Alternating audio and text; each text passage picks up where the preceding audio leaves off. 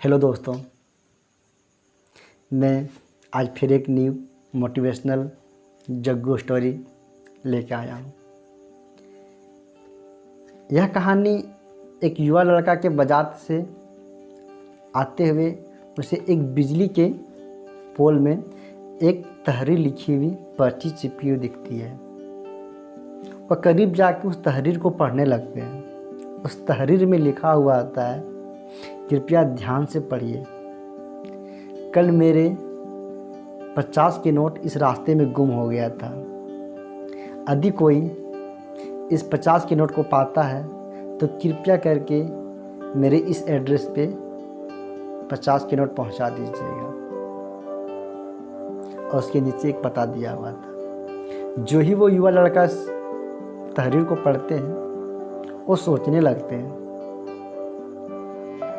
कि जिस आदमी का यह पैसा खोया है उसके लिए 50 के नोट कितनी इम्पोर्टेंस है, जिसको यह तहरीर लगाना पड़ा, एक पर्ची लगा के चिपकाना पड़ा।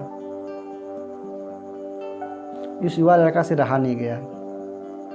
उसने सोचा कि उसके लिए 50 के नोट बहुत इम्पोर्टेंस है, क्यों ना मैं उसकी मदद करूं। और इस मदद के लिए उस पते पे युवा लड़का चले जाते हैं। जो ही उस पते पे जाते हैं, दरवाजे को नॉक करते हैं, अंदर से एक बुढ़ी दादी माँ निकलती है। जो युवा लड़का बोलता है, दादी माँ, आपका जो 50 का नोट गुम हुआ था उसको मैंने पाया हूँ और मैं आपको देने के लिए आया हूँ। तो दादी माँ बोलती है, बेटा मेरा कोई 50 का नोट नहीं खोया है। पता नहीं किस बंदे ने एक पर्ची लगा के कहाँ चिपका दिए हैं, जो कल से 70-75 लोग मेरे पास आ रहे हैं और सब लोग 50 के नोट दिए जा रहे हैं और सब यही बोलते हैं कि 50 का नोट हमने पाया। मैं थक सा गया हूँ पर सबके पैसे लेते लेते। बातों से इसके पता चलता है कि दादी माँ वहाँ अकेले रहती है। दादी माँ की आँख कमज़ोर है, उसे ठीक से दिखाई नहीं देते हैं। दादी माँ ज़्यादा चल फिर नहीं पाते हैं और दादी माँ इन सब चीज़ें बताते हुए बोलते हैं, बेटा मैं 50 का नोट नहीं लूँगा। लेकिन वह युवा लड़का उसकी स्थिति देख के उसे हेल्प करने चाहा और उसने बोला, दादी माँ आप पैसे को रख लीजिए, प्लीज़ आप पैसे को रख लीजिए। दादी माँ तो पैसे ले लेते हैं लेकिन उसे एक शर्त देते हैं कि बेटा मैं तो ये 50 का नोट ले रहा हूँ, लेकिन इस बदले तुम एक काम कर देना। युवा लड़का बोलता है, क्या कर दूं दादी, बोलिए। तो दादी बोलती है कि बेटा रिटर्न जाते समय उस पर्ची को फाड़ के फेंक देना। मुझे अच्छा नहीं लगता है कि लोगों का पैसा मैं लूं, क्योंकि मैं किसी का मुफ्त का पैसा नहीं लेना चाहता हूं। ये तो दादी माँ की बड़प्पन था।